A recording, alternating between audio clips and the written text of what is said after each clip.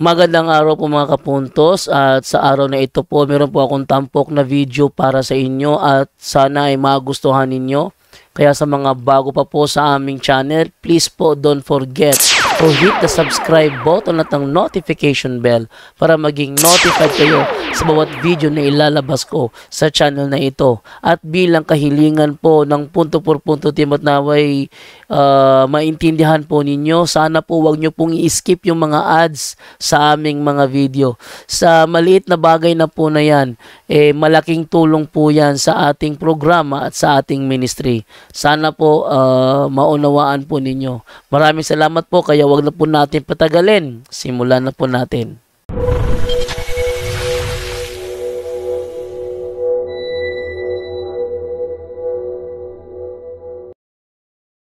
Ay, alas 10 na pala. Last na lang ito, si Jenjen Sabuero. Sige, Jenjen Sabuero.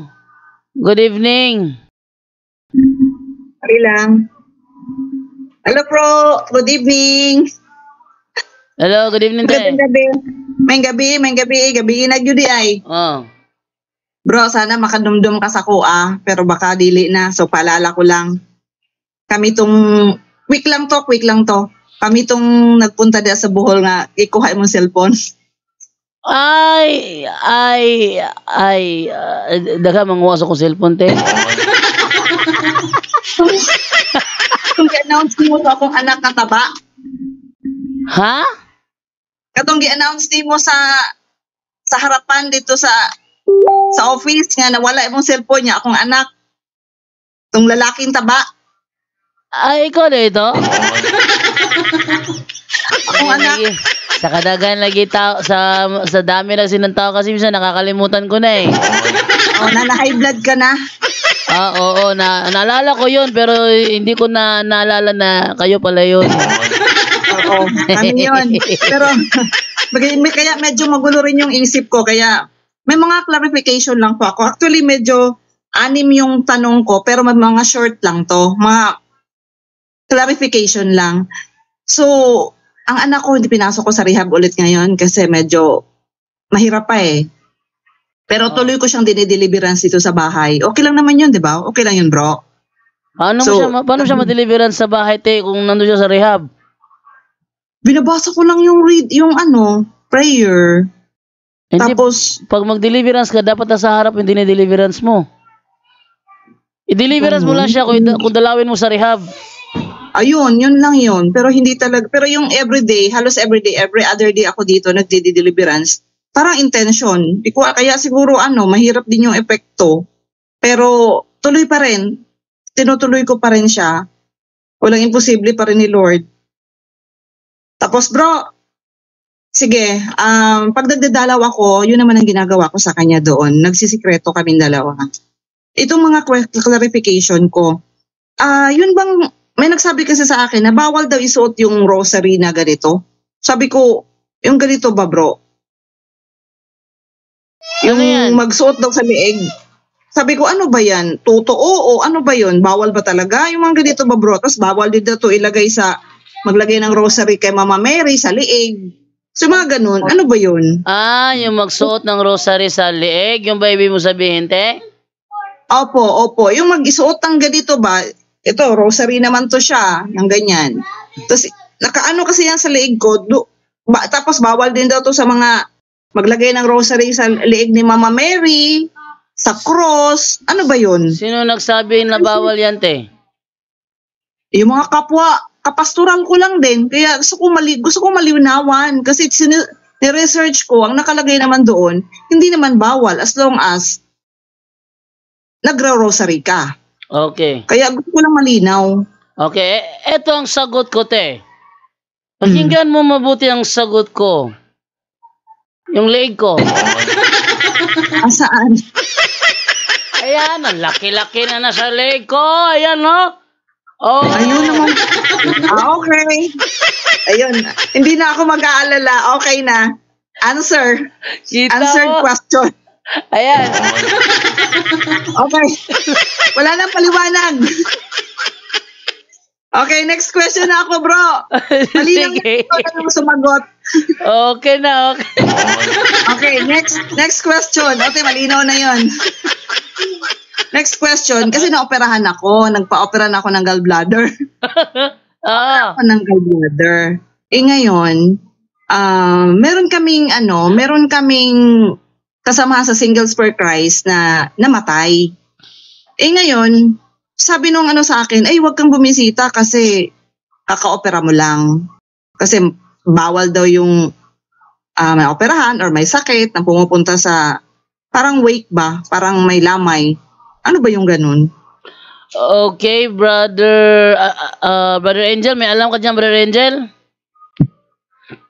Oh, well, baka medical speaking kasi minsan, lalo na yung mga cancer, yung mga bawal yung maraming tao din, lalo na nung nagka-COVID, no? So, Okay. yan naman, baka medical lang yan, no? Pero pagka yun superstitious belief po, walang yun, no? Medyo delikado yun. Yun ang bawal, superstitious belief. Pero kung ang doktor sinabi niya dahil patay yun, sensitive yung ka-opera mo lang, baka mapasukan ng this possible, okay lang yon kasi yung mikrobyo na pwedeng pumasok sa'yo because of the ka-opera lang, pati nga yung yung ang may sakit, di ba, usually sa kwarto, hindi basta lalo na ngayon, hanggang ngayon may COVID pa rin, hindi mas vulnerable po yung may sakit.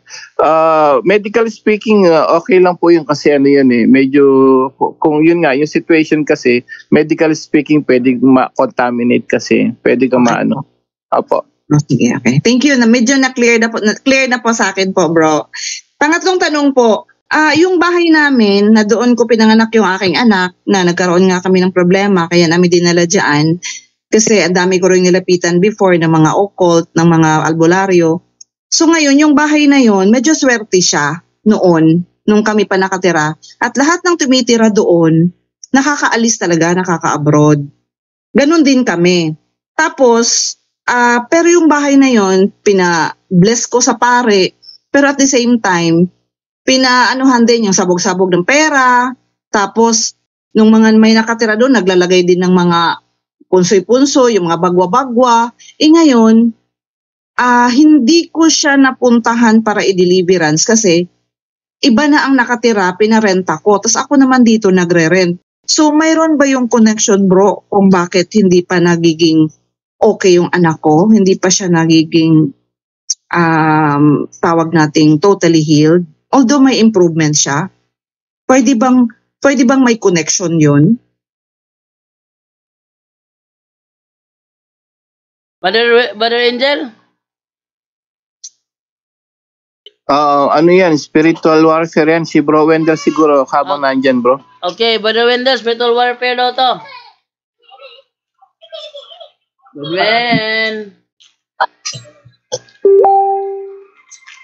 Bradwen. Okay.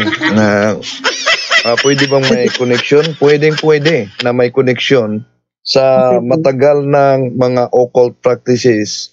Kahit gaano na katagal yon, kahit bata pa ginawa, no? Tandaan natin, ang mga fallen angels are not bound by time and space. Kahit gaano katagal na yon, na nakalimutan na natin, sa mata ng mga fallen angels, ngayon lang ito nangyari.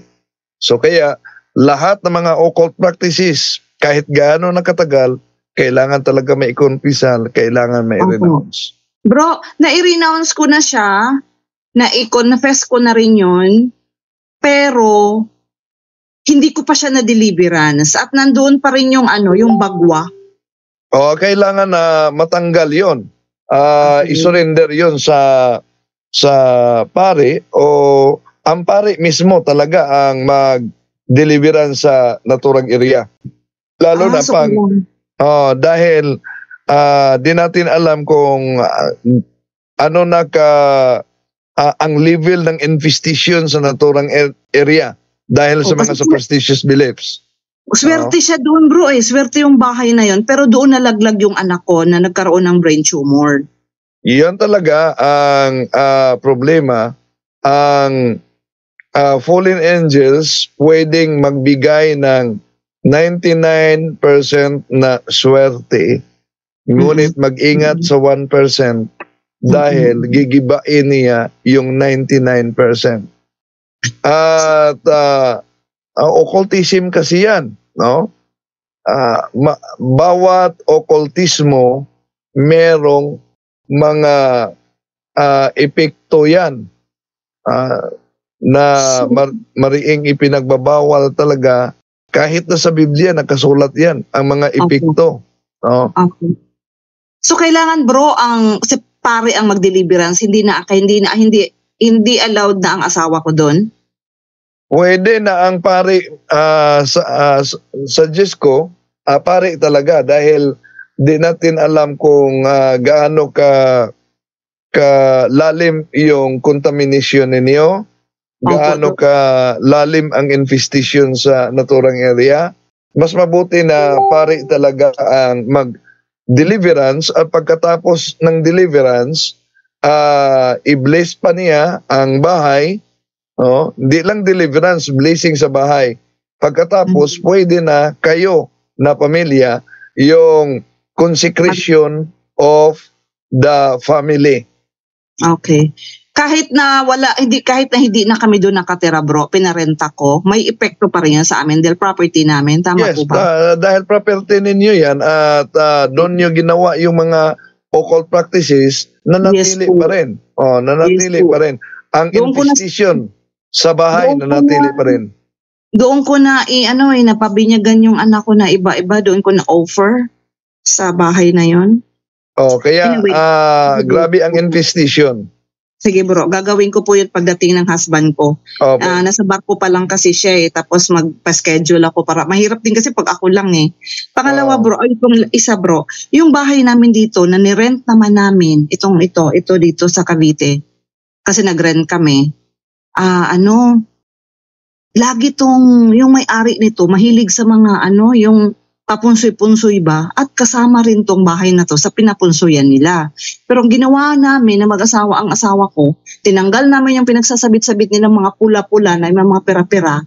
Tapos nagpa-insinso ako dito, tapos nag-prayer kami ng deliverance sa bahay, nilagyan namin ng St. Benedict. Enough na ba yun?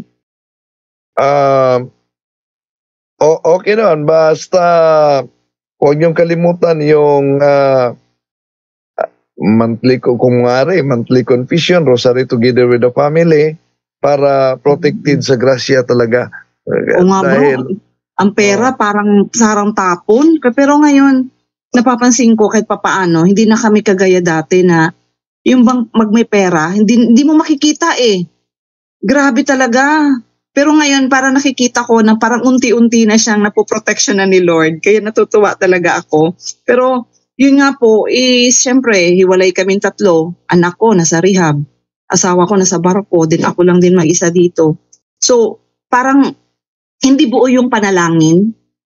Nagkanya-kanya pa rin kami. Pero at least ako, nagsaserve ako sa simbahan.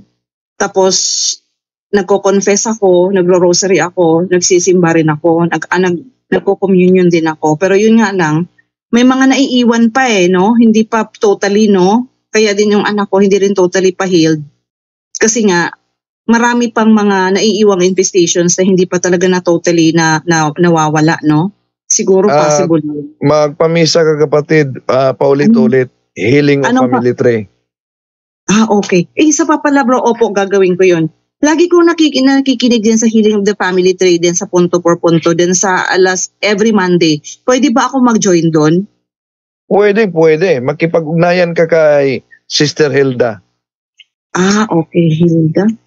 Sige po. Kasi napansin ko rin yung aking mother-in-law na medyo may problema din yung mga kaninu-ninuan nila. Nung nung kinausap ko siya, nagmamakaawa ako na ikaw na lang ang natitira sa family. Mag-confess ka. Ang ginawa sa kalaban, nung magkumpisal na siya, tinanggalan siya ng lakas. Hanggang nagkasakit siya, hindi siya nakapag-confess hanggang ngayon. Kaya sabi ko, ang lakas talaga ng kalaban.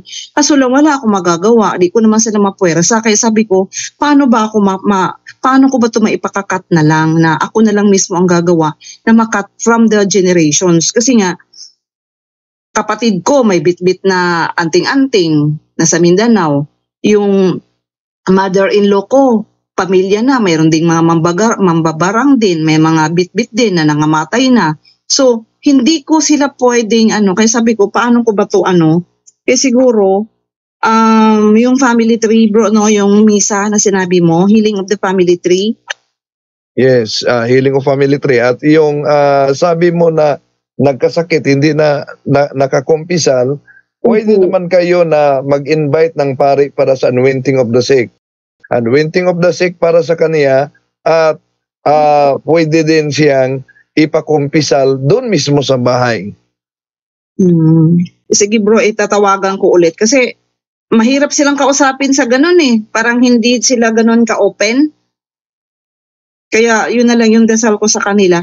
Tapos bro, isa pa, itong paggamit ng book pala, medyo, kasi ang ginagawa ko, yung pag-renounce po, kailangan ba isa-isa ang renouncement na ganito ganyan? Or ako kasi ginagawa ko, dati inaisa-isa, pero ngayon parang diniretso ko na i-renounce all the occult power. Diretso, parang generalize. May effective ba yun o kailangan isa-isahin yung renounce? Mas mabuti na iisa-isahin talaga, no? Okay, yung mga sige. practices na yan. Okay. Tapos yung sa pag-prayer ng break ng seals at saka consecration, kanino ba yung pangalan dito bro? Kami? At isa-isa din, halimbawa, i-break ko yung seal at saka consecration. Ako, tapos uulit naman ako para sa anak ko, tapos uulit ako para sa asawa ko. Hindi, pwedeng isabay niyo na lang mga pangalan ninyo. As family. No. Okay. As family. Bawat membro ng pamilya. At break the unholy ties, links and bandages. Isabay mo yung mga pangalan na yan. Okay. Tapos 3 beses. Yes.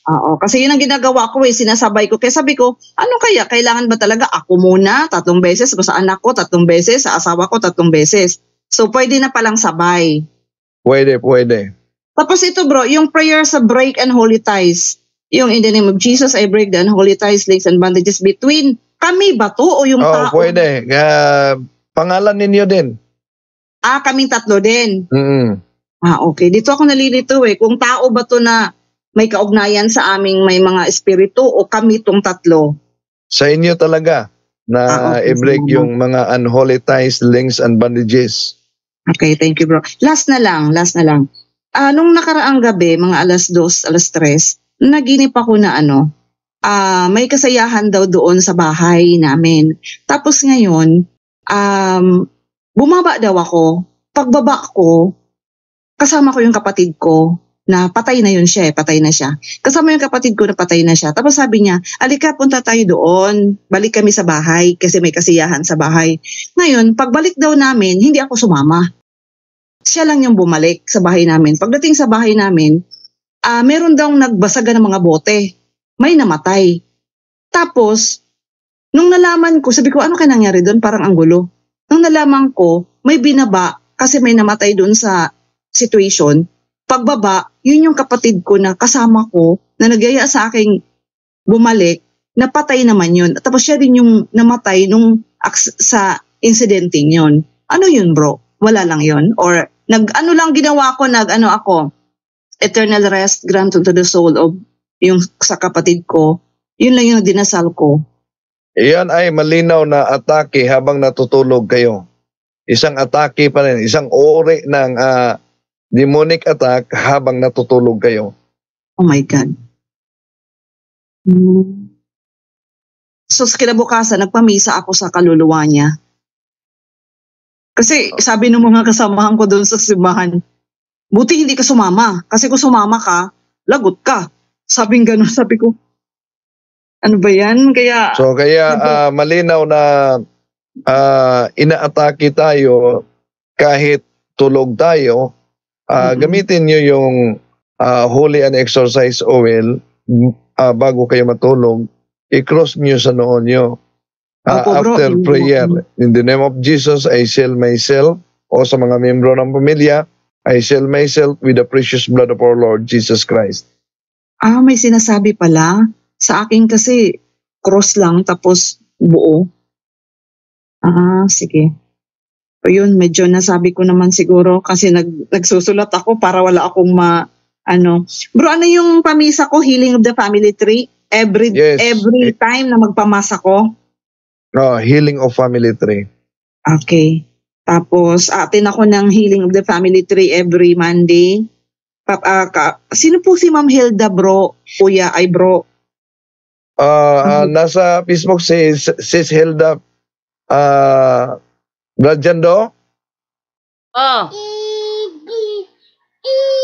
Nandito ba si Sis Hilda? Ate Edna, nandyan si Ate Edna.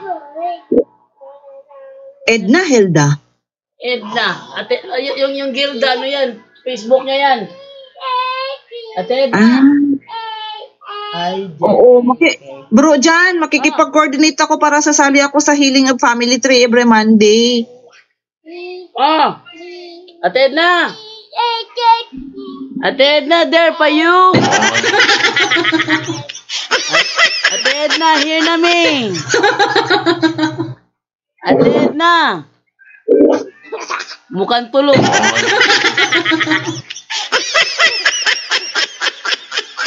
Sige, hanapin. Hahanap ko ba ito sa Facebook? Gilda Paliza. Gilda? Gilda Paliza. Pag hindi ko mahanap, bro, dyan, message kita ha, friend kita di mo lang binabasa. Ganon? Binread kita sa birthday mo, hindi mo binasa kaya sabi ko, busy yun. Ano ba nga? Yun lang po. Ano ba nga mo sa FB, Marilyn B. Bernalde Sabuero. Ay, lagay sa laging Sabuero. Okay. Nakapula. Sabuero. Thank you po. Okay ko. Sabuero, nakalagay dito. Ano pa nga Marilyn? Opo. Ala, nahulog. Agoy. Bro Wendell, maraming salamat Daghang salamat. Okay, you're welcome. God bless. Okay, Marilyn. Bro Jando, okay na ako. Thank you. Pasalamat na tayo. Hindi ba nayok? Okay. Yeah. Sige. Salamat tayo. Okay, andiyan pa ba si Brother Romel?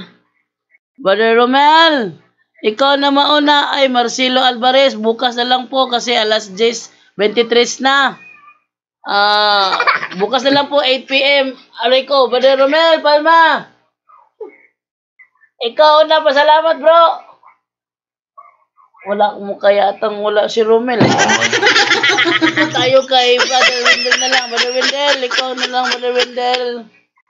Okay, maraming salamat sa lahat at mga kapatid na sumusubaybay, Katoliko man at hindi Katoliko, Audio at Ecclesia. Okay, thank you, Brother Angel Santos. Ikaw naman.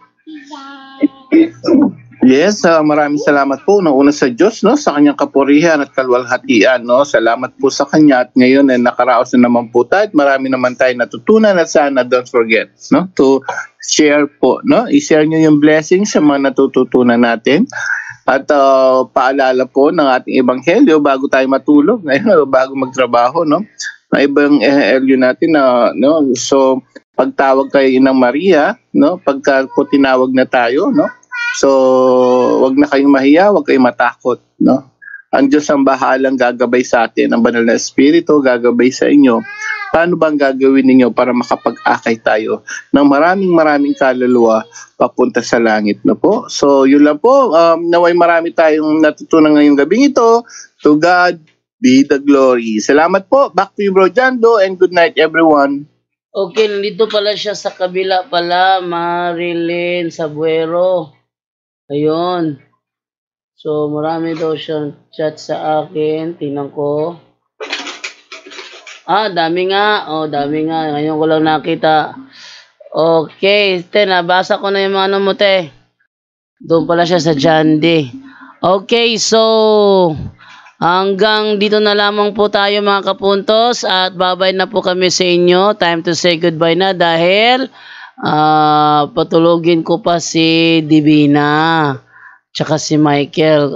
Okay, so mag-closing prayer na lamang po tayo, pero bago muna yan, mag-share audio muna ako.